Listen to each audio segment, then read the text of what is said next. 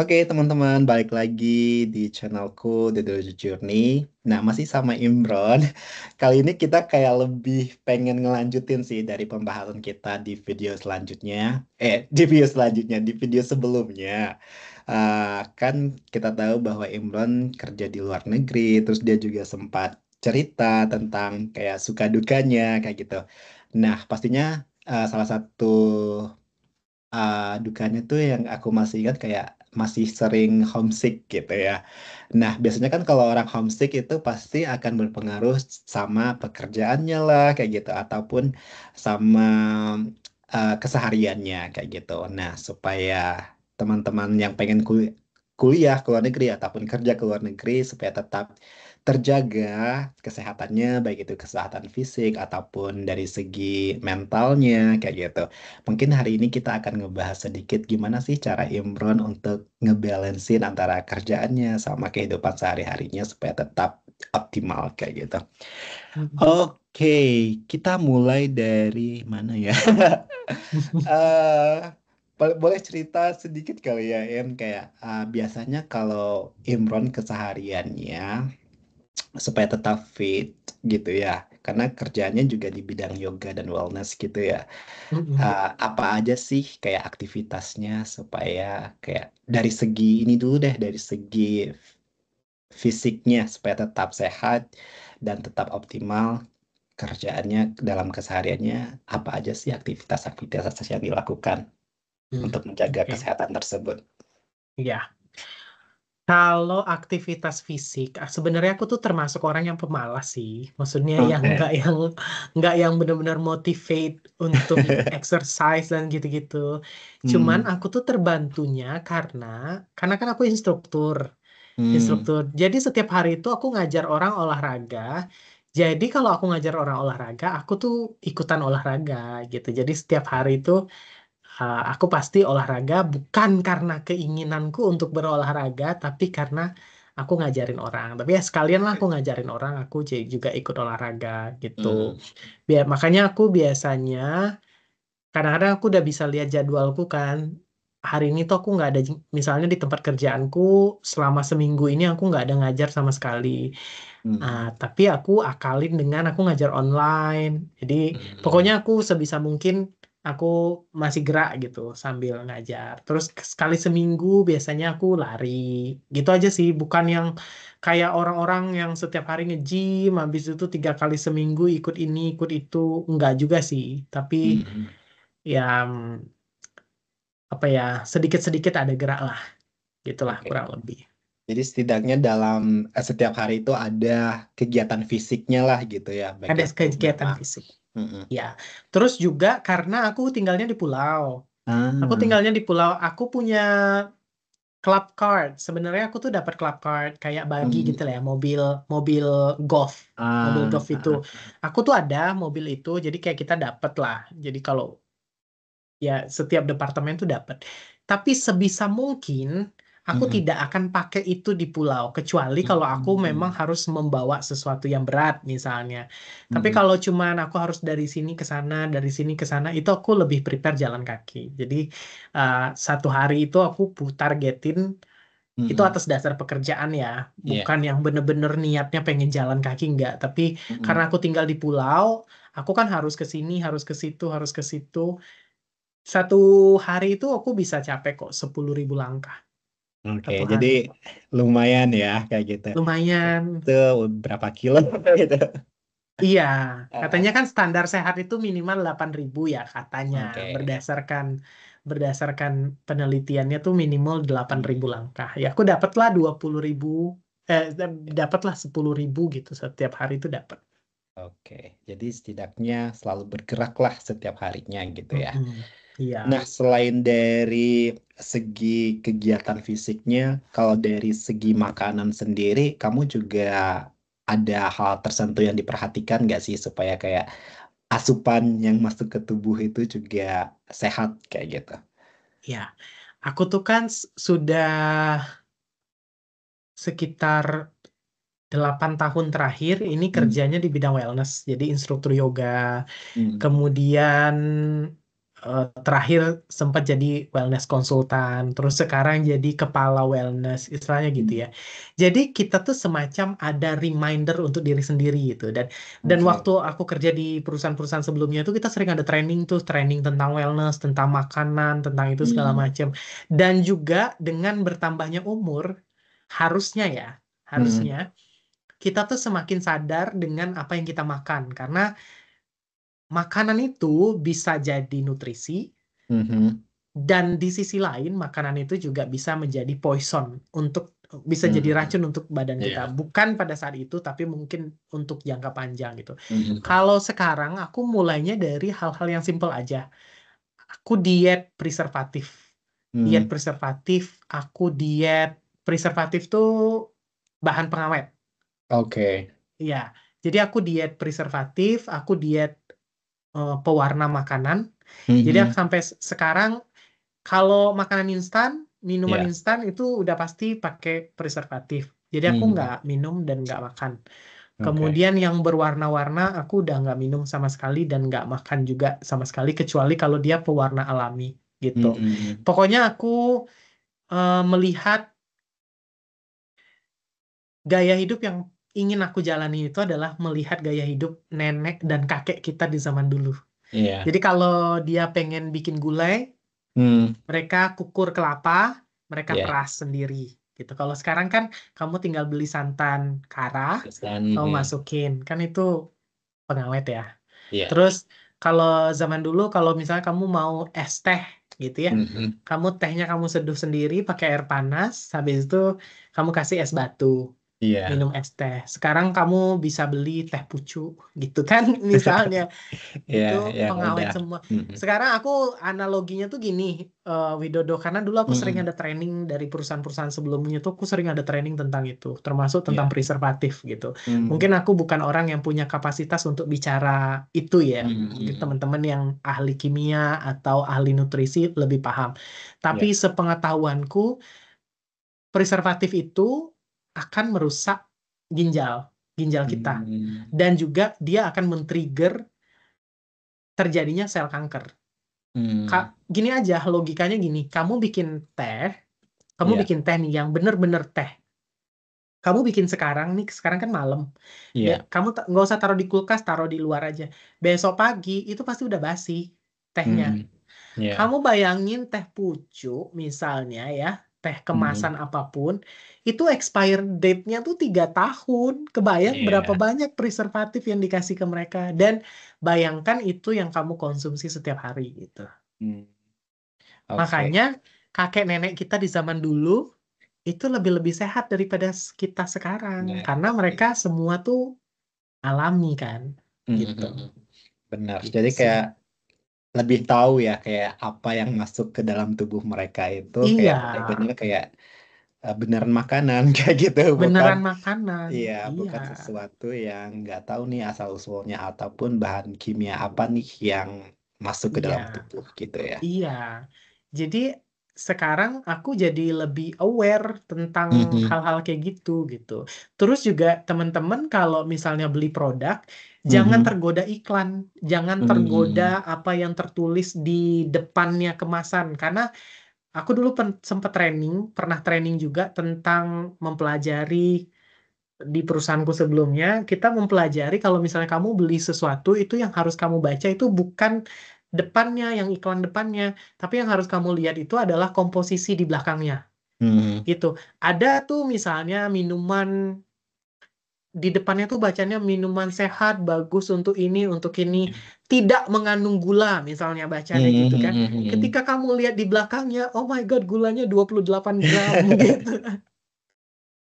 Jadi Oke, ya namanya itu marketing ya. Jadi kayak benar. mempelajari eh, apa namanya tabel nutrisi Komposisinya. di Mhm. belakang sama ingredients di belakang itu penting sekali sih.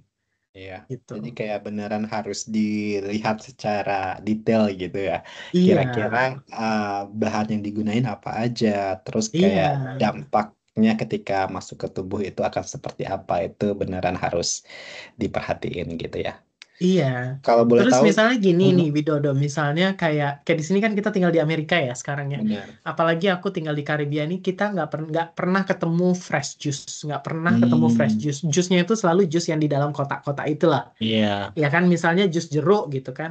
Aku aku kan karena aku diet preservatif, jadi aku nggak Mhm, mungkin beli itu. Tapi aku penasaran, aku lihat di belakangnya. Aku lihat di mhm, belakangnya jus jeruk gitu, bacaan di depannya pakai bahasa Inggris tuh ya.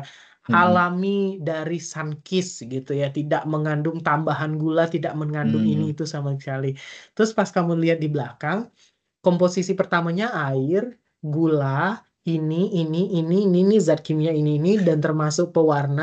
Terus hmm. terakhirnya baru perasa jeruk. Gitu, jadi bukan jeruk, Ya, tetap ada ininya ya. tetap Justru gula kayak, gitu loh. benar-benar. Iya. Gitu. Mostly di sini kalau aku buah, ya lebih mending beli buahnya langsung gitu ya, Iya, kalau di daripada yang minuman-minumannya itu. iya, bener Mm-mm. gitu. Menarik. Kalau boleh tahu, kamu udah berapa lama sih Im, diet yang ini, yang preservatifnya? Em, yang bener-bener diet, yang bener-bener nggak minum sama sekali itu mungkin Mm. sekitar 6 tahun terakhir. Oke. Udah 6 tahun terakhir, termasuk soda, apapun lah ya, Hmm. yang Mm-mm. yang kemasan lah, modelnya yang kemasan. Termasuk yang misalnya embel-embel kacang hijau gitu ya. Kacang hijau Iya, itu kan iya. embel-embelnya sehat. Atau Mm-mm. minuman probiotik gitu kan embel-embelnya sehat. Itu aku juga nggak minum sama sekali. Mm-mm. Em, tapi aku tuh memang dari dulu tuh nggak begitu suka. Dari zaman-zaman aku kecil itu aku Hmm. nggak begitu suka. Karena aku tinggalnya di kampung kan. Jadi kayak zaman Mm-mm. dulu di kampung kan nggak ada supermarket yang jual gitu-gitu. Jadi kalau mau Iya. minum jus ya jus asli. Mau Mm. minum kacang hijau ya dibuatin kacang hijau sama orang tua istilahnya gitu. Jadi emang dari Mm-mm. kecil em, nggak begitu suka. Jadi ketika aku memutuskan untuk stop itu Iya. mudah, mudah Oke. banget. Gitu. Jadi nggak terlalu challenging gitu ya, tiba-tiba Iya, nggak minum ini kayak gitu. iya. Heeh. Tapi kamu ngerasa nggak sih, atau ada dampak yang kamu rasain nggak sih ketika kamu beneran kayak fully stop kayak gitu selama 6 tahun ini? Ke ada kamu ngerasain dampaknya nggak sih sejauh ini di tubuhmu kayak gitu? Aku nggak tahu kalau ini ada korelasinya atau Hmm. tidak gitu ya. Nggak tahu sih itu ada hubungannya atau tidak. Tapi ya balik lagi dulu kan juga aku tuh bukan yang minum itu setiap saat Iya. gitu ya. Emang jarang juga. Tapi Mm-mm. sejak aku memang bener-bener berhenti itu, Mm-mm. aku tuh apa ya? Aku nggak pernah sakit loh sama sekali. Mm-mm. Syukur ya, syukur alhamdulillah ya, Mm-mm. nggak pernah sakit. Mungkin kita akan merasakannya tuh di jangka waktu yang lebih panjang Iya. gitu kali ya, Mm. jangka waktu yang lebih Benar. panjang. Tapi yang aku rasakan sekarang, alhamdulillah, mudah-mudahan jangan jangan Mm. kesampaian. Aku nggak pernah sakit sih Oke. ini, iya. Jadi kayak daya tahan tubuhnya lebih ini aja ya, Jadi lebih lebih kuat terjaga. sih. Lebih Tapi kuat. aku nggak tahu ya, balik Tapi lagi aku pasti nggak tahu. diimbangin sama kegiatanmu tadi juga ya, Iya. yang kayak olahraga gitu. Mm-mm. Sedikit. Aku nggak tahu Mm. itu ada hubungannya atau enggak gitu kan, Mm-mm. nggak tahu gitu. Tapi aku Iya. yakin nanti dalam jangka waktu yang panjang Mm-mm. pasti akan terasa. Nih contoh aja, aku punya temen, temen seumuran kita juga. Jadi dia Mm. itu suka minum minum UC 1000. UC Oke. 1000 itu kan iklannya Iya, beauty vitamin C inside and gitu ya. healthy inside and outside gitu ya, Iya. sampai model-modelnya pun para Miss Universe yang kelihatannya sehat. Jadi dia itu Ah, minum itu untuk menjaga kesehatan tubuhnya karena iklannya adalah menyehatkan tubuh dan vitamin C mm-mm. alami dan segala macam, menyehatkan tubuh. Jadi dia tuh minum itu karena dia juga sibuk, sibuk banget. Ya Iya. mungkin karena dia tidak menjaga makan dan minum. Jadi dia itu alih-alih untuk menjaga kesehatannya, dia Mm. minumlah UC 1000 itu 3 kali dalam eh ti-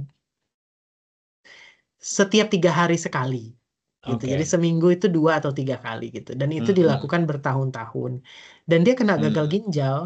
Dan itu sudah Mm. dikasih tahu sama dokternya, kan sama Mm. dokter ditelusuri ya, Iya. makanmu apa, minummu apa. Penyebab utamanya itu UC 1000 karena dia minumnya Mm. setiap hari. dan dia harus cuci darah seminggu 2 kali.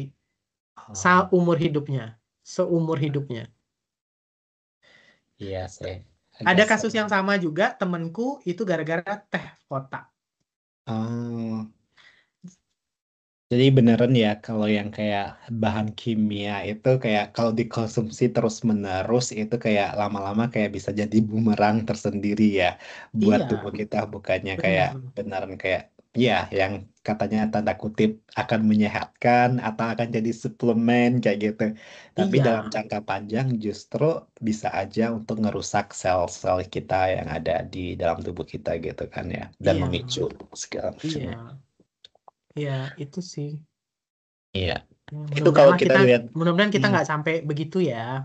Ya. amin. Serem sih, serem, Berarti serem. kamu Widodo, kamu kurang-kurangin kalau kamu Iya, masih minum. ini, iya, kadang-kadang aku Kalau mau masih kalau tergoda. mau vitamin C alami, kamu beli jeruknya, kamu peras sendiri gitu aja sih. Iya, kadang-kadang tuh aku masih tergoda, apalagi lagi summer gitu ya. Iya, Panas-panasnya kayak gitu. Pengen soda kayak meronta-ronta iya. gitu. Tapi ya udah sih kayak gitu. Tapi Heeh. aku masih kadang-kadang masih minum, cuman nggak yang kayak tiap hari kayak gitu, enggak Iya. sih. Kayak gitu. Sesekali sih nggak apa-apa. Sekali. Tapi kalau yang case-nya temenku itu kan, yang contohnya yang teh botol itu, yang teh kotak itu, jadi dia tuh kalau Mm-mm. gajian belinya tuh dus-dusan langsung. Ah, iya, iya. Dus-dusan, jadi taruh di kulkas. Jadi kalau nanti nyampe rumah, kehausan atau kepanasan, apalagi di Indonesia kan panas ya, langsung minum Mm-mm. teh kotak, minum teh kotak, minum. Jadi mungkin dia minumnya setiap hari kali ya. Iya, iya. Dan Hmm, murah juga kan, teh kotak tuh cuma 2.000 loh bener. sekotanya, Iya sih. ya kan? Beda kalau Murah. di New York mahal ya. Jadi kayak $2 kayak gitu misalkan. $2 jadi Iya, kayak berapa itu? Kayak 30.000 satu katanya. Jadi kayak mikir-mikir mau beli. iya. Nggak apa-apa sih kita repot sedikit, misalnya nyeduh teh, Benar. habis itu kasih es batu, gitu minum, gitu. Yes. Ya repot dikit gitu, dikit aja Benar. sih repotnya, gitu. Iya, benar banget. Nah, itu kan kalau dari segi makanan sama eh, kayak aktivitas fisik kayak gitu. Nah, Mm-mm. kalau dari segi mental kayak gitu atau ada nggak sih hal-hal tertentu yang kamu lakuin supaya kayak mentalnya terjaga kayak gitu, nggak mudah panik kayak gitu ataupun nggak mudah kayak stres kayak gitu. Ada nggak Mm-mm. sih hal-hal tertentu yang kamu lakuin supaya kayak tetap fokus dan bisa ngerjain semua pekerjaannya sejauh ini? Ya, ini yang aku pelajari sebagai sebagai a wellness ya, sebagai wellness Mm-mm. instructor gitu. Meskipun aku juga stres juga, tapi stres itu kan bagian dari hidup Mm-mm. kita ya. Yang paling penting itu kita tahu gimana Benar. caranya mengatasi stres gitu.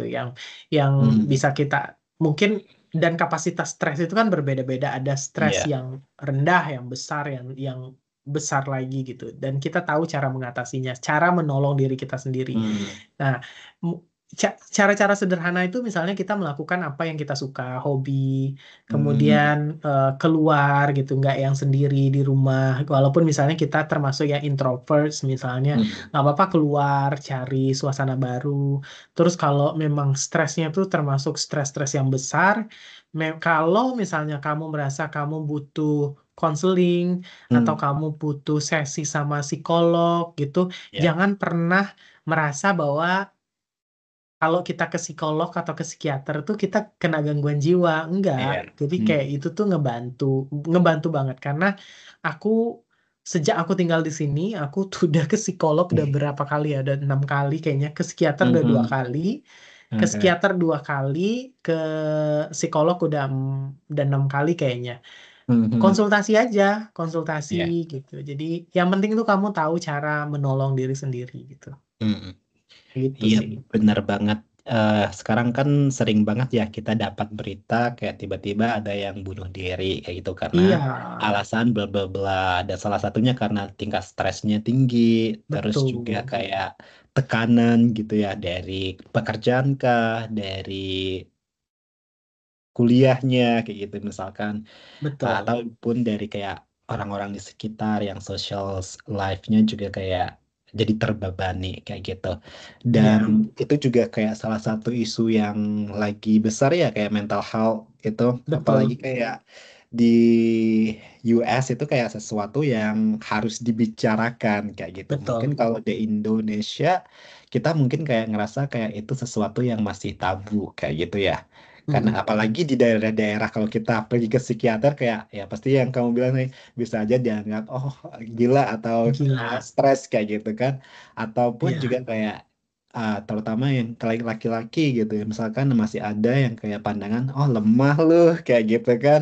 iya, Dikit-dikit ke psikiater atau ke psikolog gitu. Padahal sebenarnya itu sesuatu yang penting kayak gitu dan justru bisa membantu kita untuk lebih mengetahui diri kita sendiri dan tahu betul. mengatasi kayak problem-problem yang akan terjadi pada diri kita gitu ya. Dan aku Benar. sendiri juga ke psikolog sih selama di New York kayak gitu. Iya, Karena memang kayak ya terutama teman-teman yang ngerasain kuliah di luar negeri itu pasti kayak sistem pembelajarannya beda kayak gitu. Terus iya, juga kayak pressure dari orang-orang sekitarnya juga tinggi kayak gitu. Misalkan kayak iya, lo ketemu sama orang yang kayak ya mungkin dari segi pengalaman segala macamnya kayak udah oke banget sedangkan lo dari daerah terpencil kayak gitu misalkan pasti kayak pressure-nya tinggi kayak gitu dan itu iya, kadang-kadang bisa memicu kayak aduh kayak imposter syndrome lah kayak gitu atau iya. minder lah kayak gitu itu berpengaruh sama kondisi kejiwaan kita kayak gitu kan ya. Mm, Dan menurutku ketika kita ketemu dan ngobrol sama orang yang apa sih namanya yang punya expert di bidang itu, misalkan psikolog atau psikiater, itu mm. akan ngebantu kita kayak nge-unpack problem yang kita Benar, benar. ada dalam diri kita supaya kelihatan nih ini problemnya and this is how you solve that problem kayak Iya, gitu atau at least kayak kamu harus ke jalan yang ini supaya kamu bisa menyelesaikan permasalahan ini kayak gitu. iya, betul. Gitu sih. Jadi aku tuh kemarin sempat depresi berat ya. Sempat Hmm. depresi, nggak lama setelah kamu kesini itu loh, Widodo, setelah kamu Oh. main ke sini, aku sempat depresi berat itu karena aku nggak punya social life. Hmm. Nah, aku datang ke psikiater di sini, dokter Iya. kejiwaan. Ehm, jadi ternyata stres yang kamu rasakan hari ini itu Mhm. bukan hanya datangnya dari sini atau dari masa ini. Bisa Iya. jadi itu tuh adalah ada gabungannya dengan stres-stres di masa lampau. Misalnya kalau kamu ada trauma masa kecil atau Mhm. hal-hal yang masih ada di pundak kamu tuh dari jauh-jauh hari. Nah, itu tuh juga bisa men-trigger itu gitu. Iya. Aku aku kemarin mikirnya aku tuh stres kayaknya aku nggak punya social life di sini istilahnya Hmm. gitu ya. Aku kerja, pulang di rumah, kerja, pulang di rumah, kerja, pulang di rumah. Kadang-kadang aku traveling gitu doang. Hmm. Aku baru pulang traveling hari ini, besok aku udah stres lagi. Hmm. Gitu loh. Aku pikir kan pada saat aku traveling sih yang nggak kepikiran gitu. Pas Iya. aku nyampe rumah, I'm back to the same routinity again gitu kan. Mhm. Um, ternyata itu nyambung ke trauma zaman kita kecil Mhm. dan gitu-gitu. Mhm. Dan itu tuh cuman orang-orang berkompeten itu yang bisa ngebantu kita gitu, baik Iya. psikolog ataupun psikiater gitu. Jadi pokoknya buat teman-teman yang merasa em, perlu bantuan, istilahnya gitu Mhm. ya, atau perlu tempat untuk cerita, Iya. nggak apa-apa kok kalau mau ke psikolog atau psikiater gitu. Mhm. Benar banget. Iya, itu salah satu juga sih yang aku bicarain ke iniku ke psikologku kayak gitu. Karena Heeh. banyak banget yang kita ngerasa kayak oh aku nggak apa-apa kok kayak gitu kayak aku Iya, baik-baik aja deh mungkin karena stres doang sebentar karena kerjaan tapi kalau udah selesai nanti pasti aman lagi kok kayak gitu jadi kayak iya, karena perasaan-perasaan ataupun hal-hal seperti itu kayak kayak masalahnya kayak numpuk numpuk numpuk iya, yang lama-lama itu bisa aja tiba-tiba kayak jadi bom waktu yang meledak kayak gitu bet- and iya, you never talk about it kayak gitu tiba-tiba kayak kaget gitu kan iya, dan itu sih kayak salah satu yang banyak banget orang-orang tiba-tiba ya bunuh diri kayak gitu hmm, ataupun stresnya jadi parah banget sampai harus hmm, masuk rumah sakit jiwa kayak gitu. Itu Hmm. sih yang seremnya kayak gitu. So, Kalau kalau Widodo sendiri, ini kita jadi mhm. jadi dua arah Iya, nih pembahasannya nih. boleh. Ini Kalau Widodo menarik. sendiri, Mhm. selain ya kalau case-nya berat ya, berarti kita ke psikolog dan psikiater. Iya. Kalau untuk hal-hal stres-stres kecil gitu, caranya kamu mengatasinya gimana? Hmm, iya, kalau hampir sama sih sebenarnya. Yang pertama ngelakuin hal-hal yang disukai kayak gitu. Misalkan Ya, kalau aku suka fotografi kayak gitu, aku mostly akan keluar kayak gitu kan ya, buat ambil foto-foto kayak gitu. Dan menurutku kayak harus keluar rumah sih kayak gitu. Itu yang pertama. ya, Terus yang kedua makan ya, makan kayak iya, karena suka kulineran itu nyari makanan yang menurut kita enak nih kayak gitu untuk dicoba iya, kayak gitu. Terus yang ketiga pasti ngajak orang ngobrol sih. Menurutku iya, itu perlu banget kayak gitu karena kan iya, kadang-kadang kita ketika sendiri itu kan otaknya ngomong ke diri kita sendiri ya sehingga tuh iya, kayak pemikiran-pemikiran itu bisa aja kayak kalau kondisinya lagi nggak baik kayak gitu dalam keadaan stres itu justru memicu kayak nimbul masalah baru kayak gitu. Tapi ketika kita bisa ngobrol sama orang, kita akan dapatin kayak perspektif yang berbeda, sudut pandang yang berbeda kayak gitu. Which is itu akan ngebantu kita untuk nge-resolve pemikiran-pemikiran yang menurut kita itu kurang baik lah kayak gitu. Jadi iya, kayak dapat pendapat baru. Itu sih yang biasanya setuju, aku lakuin. setuju banget. Iya, benar. Yeay, mungkin itu ya. Kita jadi panjang kayak gitu Jadi ngobrolinnya kayak panjang gitu. bahasanya. Iya, karena memang ini salah satu topik yang lagi trending banget ya. Ya, Kayak dimanapun orang-orang pasti ya, ngerasain itu dan semua orang kayak sekarang mulai speak up nih masalah hal ini kayak gitu. ya, Karena memang penting banget kayak gitu. Karena kan semakin lama tekanan hidup semakin berat ya, benar. saudara-saudara kayak gitu. Bener. Makanya Ah, pengen hidup yang slow living, yang sederhana gitu ya. Tapi yes. kadang tekanan kehidupan ya. Tapi aku syukurnya sekarang sih aku nggak yang terlalu yang kayak ngikutin standar orang. Aku punya standar sendiri gitu. Dan gini juga mungkin ini sesuatu yang aku bisa share sama teman-teman juga ya. Hmm, Kalau dilihat dari sisi wellness ya, kalau dilihat dari sisi hmm, wellness, kebetulan aku juga bekerjanya di bidang wellness. Kalau kamu mau menjaga kesehatan kita dalam artian kebugaran ya, dalam hmm, artian kebugaran kita bicara dari sisi wellnessnya gitu ya. hmm, Aku tidak bicara dari sisi nutrisi karena aku bukan orang yang berkapasitas untuk hmm, bicara itu dan juga dari sisi medis dan segala macam. Tapi kalau dari sisi kebugaran, dari sisi wellness, yang perlu kamu perhatikan itu ada lima hal hmm. kalau untuk kita jadi sehat. Yang pertama itu ini aku jelasin berdasarkan, aku sebutin berdasarkan ininya ya, Ya. urutannya ya. Yang pertama Hmm, itu food hmm, and nutrition gitu ya. Jadi makanan, baik itu berupa makanan ataupun berupa minuman. Itu hmm. komponen utama yang menyebabkan kita sehat atau sakit, kita bugar atau tidak bugar. Kita Hmm, tadi udah bicara masalah makanan ya, gimana cara milih ya. makanan dan segala macam.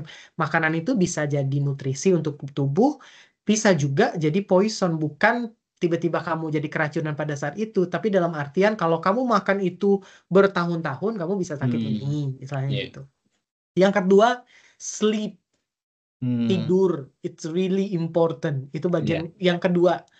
Karena ya sudah kita dari kecil kita pasti udah tahu lah tidur 8 jam sehari dari jam sekian Yes. ke jam sekian. Karena ada jam tubuh kan. Kita tidak bisa Hmm, mengabaikan jam tubuh. Ada di jam sekian, misalnya di jam 1 malam, itu saatnya ginjal bekerja untuk memaksimalkan pembersihan dalam tubuh hmm, dan hal-hal lainnya gitu. Kemudian yang ketiga itu adalah apa namanya? Exercise. Yang hmm. ketiga exercise, yang keempat reducing the stress. Stress Oke. management. Gimana caranya nih? Hmm, Kita baru bahas tadi ya. ya. Cara nge-reduce stress. Jadi kita harus pandai mengelola stres. Yang kelima lifestyle. Hmm, Gaya hidup. Gaya hidup orang itu menentukan dia bugar atau tidak. Dia merokok, hmm, dia minum-minum, misalnya dia, pokoknya gaya hidup itu menentukan. Jadi kalian perhatikan aja 5 hal tersebut. hmm. Nutrisi, sleep, exercise, stress management, sama lifestyle. Nice. Iya, jadi buat teman-teman yang pengen hidup sehat atau setidaknya kayak balance lah gitu ya antara Iya, personal sama profesionalnya kayak gitu, bisa banget nih ngeterapin kayak yang 5 prinsipal tadi kayak gitu yang harus iya, dilihat dari segi makanannya, terus dari segi kualitas tidurnya kayak gitu, terus juga exercise, terus lifestyle sama satu lagi apa ya? stress management. Ya, stress manajemennya kayak gitu. Iya, Iya sih, ngerasa banget sih kalau tidur itu pun juga kayak 8 jam itu bukan berarti di waktu-waktu yang sembarangan ya kayak gitu. iya, Tapi beneran kayak 8 jam itu dari jam berapa ke jam berapa gitu ya yang malam. iya, bener. Dan ini Mm-mm. ada penelitian ya soal stress management itu. Ada penelitian, aku lupa penelitian dari mana, tapi penelitiannya itu valid, valid sekali. Mm. Jadi 75% Mm-mm. penyebab dari penyakit itu adalah stres. Mm. Bukan karena virus, bukan karena apa, Ya. bukan karena apa, tapi karena stres. Karena kamu stres, imunnya jadi rendah, virus nge-attack. Ya, Mm. misalnya kalau misalnya itu Ya. disebabkan oleh virus atau disebabkan oleh bakteri atau apa. Jadi 75% penyebab dari penyakit yang diderita manusia itu adalah karena dia stres. Dan 90% dari orang yang menderita penyakit itu Mm. meninggalnya juga karena dia stres, karena dia di saat dia sakit tersebut gitu. Mm. 90% itu. Jadi kayak memperburuk ya Iya, kondisi yang sedang dialaminya kayak gitu. iya. Jadi kayak benar-benar penting, stress manajemen tuh benar-benar penting. Stress and mindset. Dan mungkin itu juga kaitannya ya sama kayak yang cancer survivor. Kalau Ah, mereka kayak confidence sama iya, treatment yang mereka lakuin itu kayak akan ngebantu mereka untuk lebih percaya diri ngadapin iya, kankernya gitu ya. bener. Dibandingin mereka yang kayak ya udah gue kena kanker pasti udah meninggal kayak gitu kan. Iya, Apalagi yang udah ada waktunya kayak gitu kan. Jangka waktunya iya, pasti kayak sesuatu yang beneran bisa ngeefek ke kondisinya kayak gitu. iya. Oke deh, ada lagi yang mau disampaikan? Ih, bahasan kita tuh, aku merasa merasa tidak layak berbicara Iya. gitu. Tapi sebenarnya itu lebih kayak dari personal experience sih kayak gitu. Karena kan terkadang Iya, justru kayak personal experience kita lebih relate gitu ya sama orang-orang iya, lain dibandingin kita harus ngeluarin kayak data-data researchnya kayak gitu. Which is iya, kadang-kadang buat sebagian orang mungkin kayak that's too academic kayak gitu. Mungkin nggak iya, akan nyampe kayak gitu cara pemikirannya. Tapi kadang-kadang yang personal itu justru lebih mungkin akan lebih mudah dicerna gitu ya sama teman-teman iya. yang juga melakukan hal yang sama gitu. Mm-mm. Oke, thank you Iya, Imron untuk sama-sama. sharingnya. Ngobrol kita Semoga jadi panjang kali teman-teman lebar. terbantu. Semoga teman-teman Iya. terbantu sama obrolan kita hari ini. Kalau teman-teman tertarik untuk belajar tentang wellness gitu ya, ataupun yoga, boleh ikutin kelasnya Imron ataupun datang ke YouTube-nya buat ngecek-ngecek kira-kira informasi apa lagi sih yang menarik tentang wellness dan lain sebagainya. Oke, thank you. Bye. Bye.